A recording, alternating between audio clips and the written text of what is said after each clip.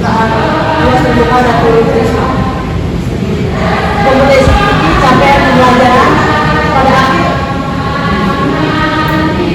pada akhir ATC, peserta didik dapat menjelaskan bangun ruang yang merupakan gabungan dari beberapa bangun ruang serta luas permukaan dan kebutuhan.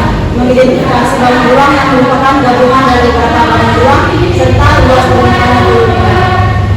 Tujuan pembelajaran yang pertama, peserta didik dapat menghitung luas permukaan prisma pada benda-benda di sekitar sekolah, dan yang kedua, peserta didik dapat menghitung volume prisma pada benda-benda di sekitar sekolah, dan yang ketiga, peserta didik dapat mengerjakan masalah permukaan dan volume prisma. Laporan kegiatan.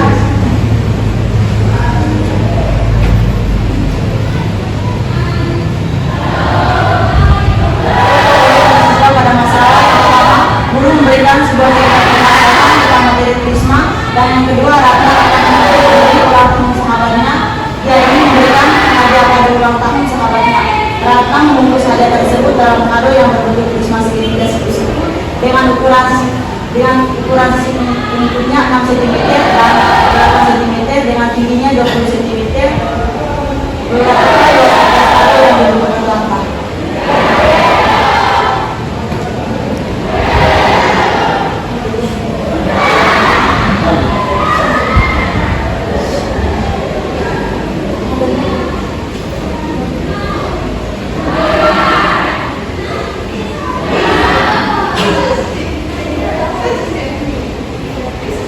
BD-nya, alat dan bahan yang disiapkan. Yang pertama-tama siswa menyiapkan karton atau kardus, yang kedua kertas kado, yang ketiga pembaris, yang keempat spidol atau pensil, yang kelima lakban, dan yang keenam gunting.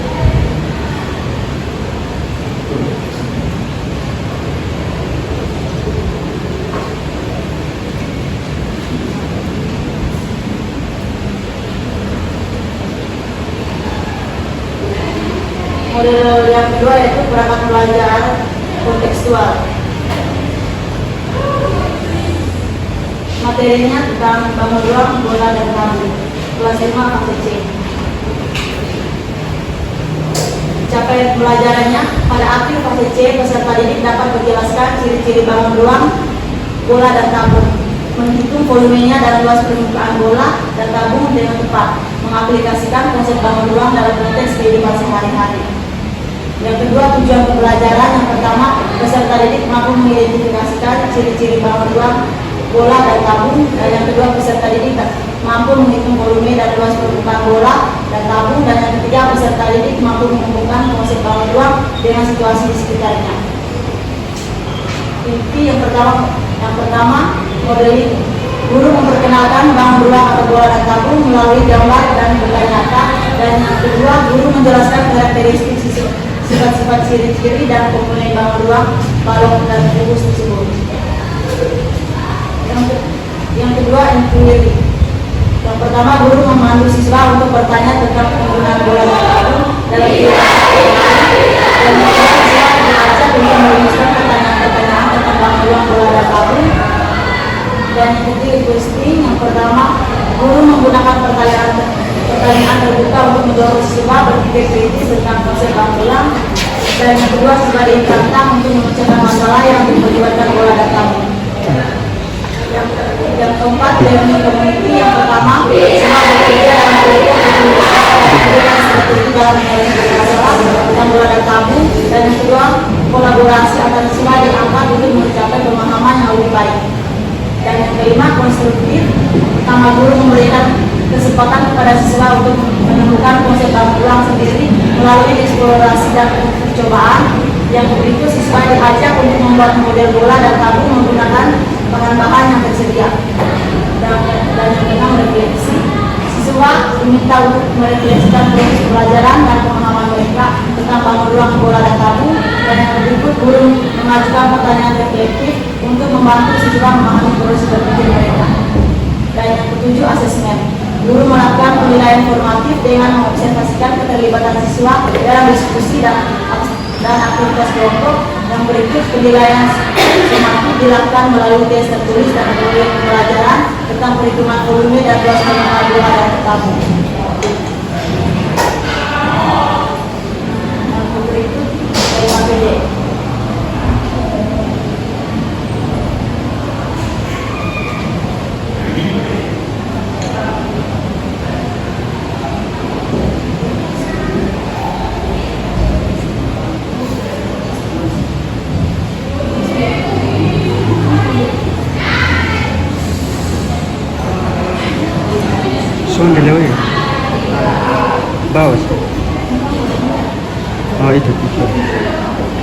LKPD-nya tujuan pembelajaran yang pertama peserta didik mampu mengidentifikasi ciri-ciri bahan ruang, bola dan tabung, dan yang kedua peserta didik mampu menghitung volume dan luas permukaan bola dan tabung dengan tepat, dan yang ketiga peserta didik mampu menghubungkan konsep bahan ruang dengan situasi di sekitarnya atau bola dan tabung.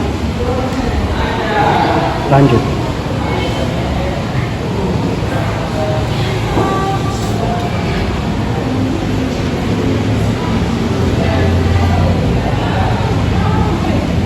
Model yang ketiga yaitu adalah PGRI.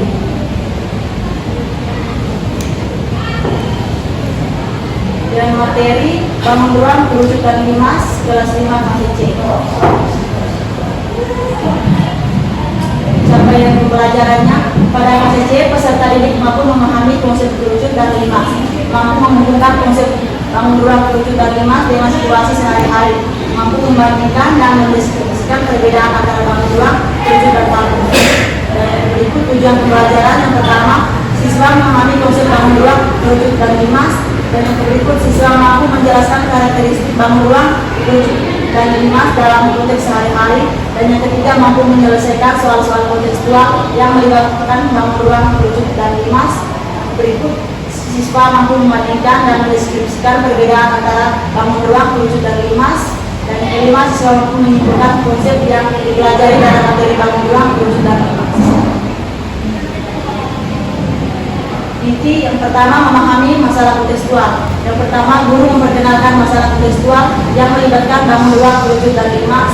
Dan yang kedua, siswa diminta untuk memahami situasi, masalah, dan mengidentifikasi informasi. Yang kedua, menjelaskan.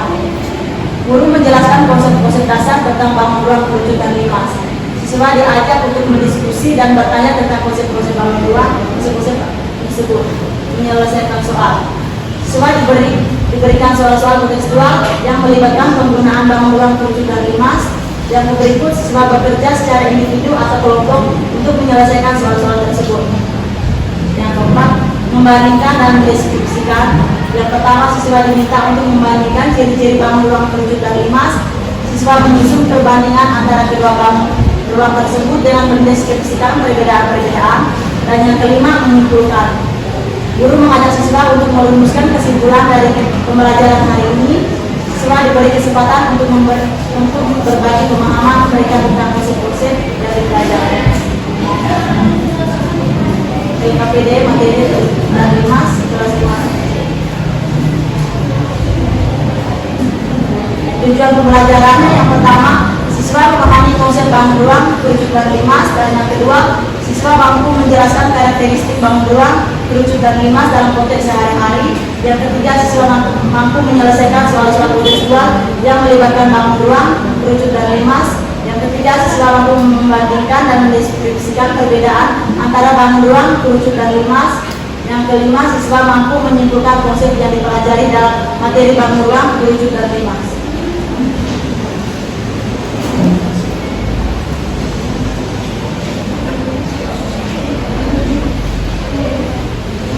Lanjut.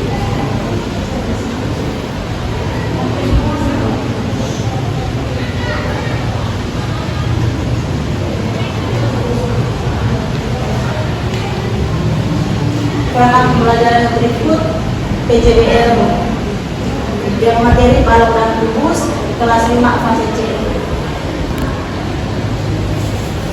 Capaian pembelajarannya yang pertama, pada akhir fase C peserta didik mampu mengidentifikasi ciri-ciri berbagai bentuk bangun ruang, sisi, rusuk, titik, dan sudut pada balok dan kubus. Yang berikut tujuan pembelajaran, peserta didik dapat mengidentifikasi ciri-ciri berbagai bentuk bangun ruang, sisi, rusuk, titik, dan sudut dari balok dan kubus.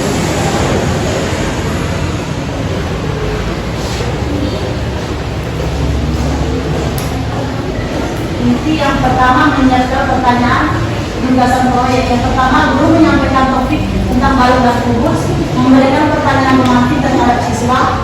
Pertanyaan tersebut adalah bernalar kritis. Yang pertama, apa nama benda yang dipegang atau kotak sabun? Yang kedua, apa isi dalam kotak sabun ini atau sabun? Dan yang ketiga, mari kita keluarkan bersama-sama, mari kita masukkan kembali. Dan yang keempat, apa nama benda yang dipegang atau kertas? Dan yang kelima, apa isi dalam kertas ini? Tidak ada isinya. Dan yang keenam, lalu apa perbedaan dari kedua benda yang dibuka ini? Yang satu bisa dikasih isi dengan yang satu tidak bisa dikasih isi. Yang berikut, guru memberikan ujian kepada siswa, dan yang berikut, siswa melibatkan video pembelajaran terkait materi yang akan dipelajari.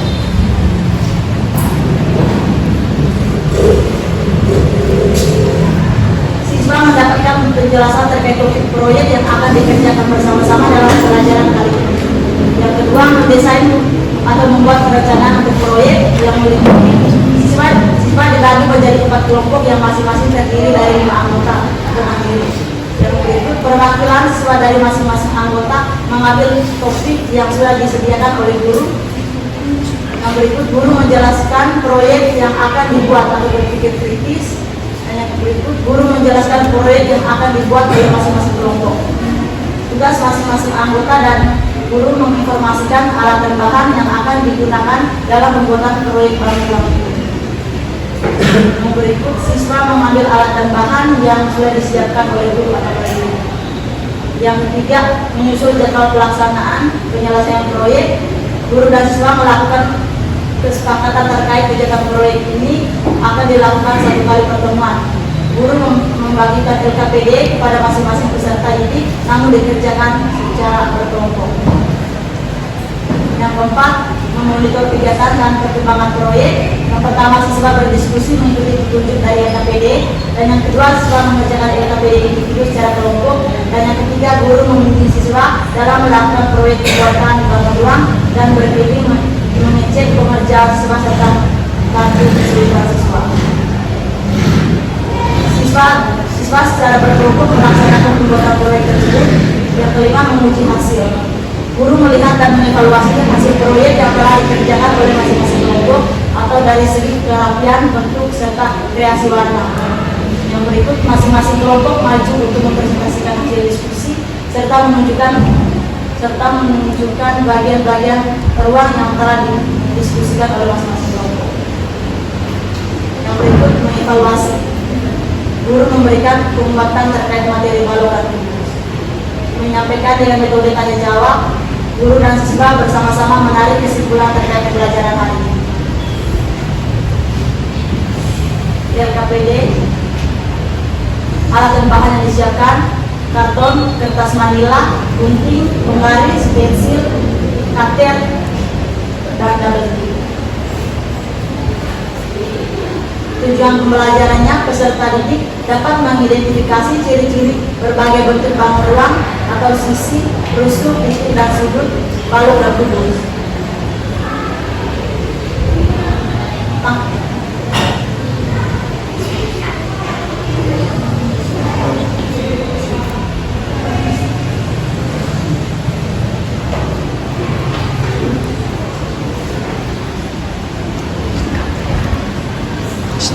Tutup suhu. Tutup suhu. Sudah, tutup. Oke, baik, sekian hasil presentasi kami hari ini. Waktu selanjutnya saya berikan